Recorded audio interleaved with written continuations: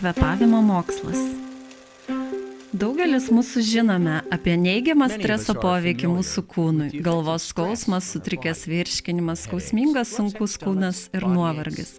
Bet koksgi streso poveikis vienam iš mūsų brangiausių organų – smegenims? Patyrinėkime, kas gi vyksta su smegenim jaučiant stresą ir kaip su tuo tvarkytis.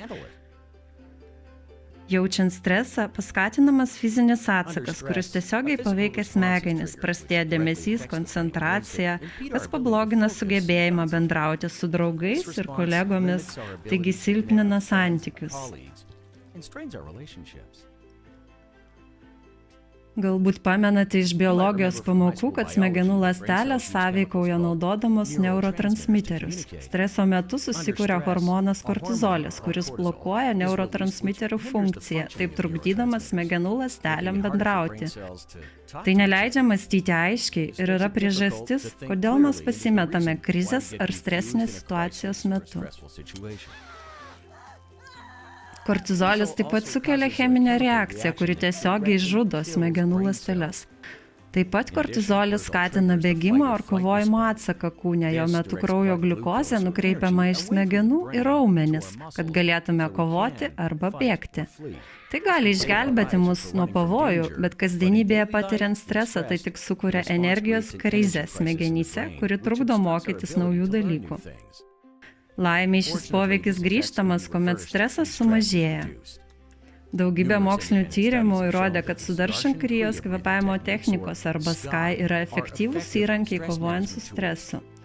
Indijos psichiatrai atrado, kad streso hormono kortizolio lygis yra gerokai žemesnis pas praktikuojančius sudaršankriją. Paskelbtas tyrimas iš Švedijos parodė, kad sudaršankrija gerokai sumažina nerimą, depresiją ir stresą, kuriuos patiriame kasdieniame gyvenime ir padidina mūsų optimizmą ir gerbūvio jausmą. Tai efektyvumu prilygsta antidepresantų terapijai, neturi šalutinių reiškinių, kainuoja žymiai pigiau.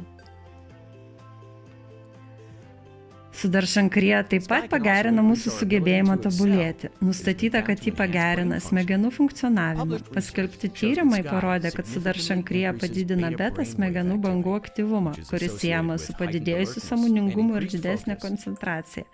Nepriklausomi moksliniai tyrimai indikuoja, kad sudaršankrija yra galinga kvėpavimo technika, kuri reikšmingai sumažina stresą ir pagerina smegenų funkciją, kas gerina koncentraciją, problemų sprendimą ir sudėtingų dalykų suvokimą.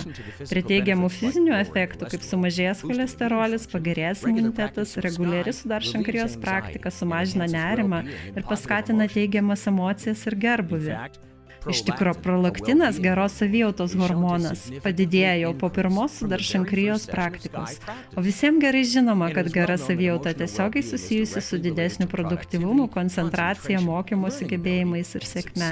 Sudaršankrijos praktikos privalumai bet kokiame versle, organizacijoje ar šeimoje yra akivaizdus ir jie tik gerėja su laiku. Pasaulyje, kuriame visi patiria augantį spaudimą, reguliari sudaršankrijos praktika sukuria galingus privalumus mūsų kūnui, protui ir tai, kaip jie sąveikauja su supančia aplinka.